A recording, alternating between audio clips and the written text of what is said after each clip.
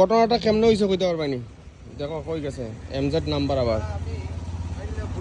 পুরা একদম যেটা আসলাম তো শিলচার এদিকে দেখি তো এদিকে খাতারনাক পুরা অ্যাক্সিডেন্ট হয়ে গেছে। দেখো দেখো রডে সডে টুকরা করে লিছে দেখো একদম দেখছেন অবস্থা।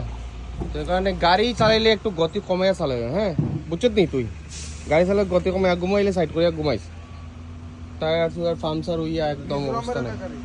ঘটনা দেখছো নি কেমনে কিতা হয়েছে। তো কারণে গাড়ি চালাইলে গতি দেখিয়া নাইলে উল্টিয়া সিধা উই থাকবা। দেখছো উল্টিয়া পাল্টিয়া পুরো ঘুমাই গেছে গাড়িটা। আর এই জায়গাটা হইলো হরিবাসর, জায়গার নাম ডিস্ট্রিক্ট হলো শ্রীভূমি। আমরা যেতাম সব শিলচার আধা রাস্তা পাইলিছি এটা কই একটু দাঁড়াই দেখলাম ঘটনাটা। আর রাত্রে হয়েছে 12টার সময়।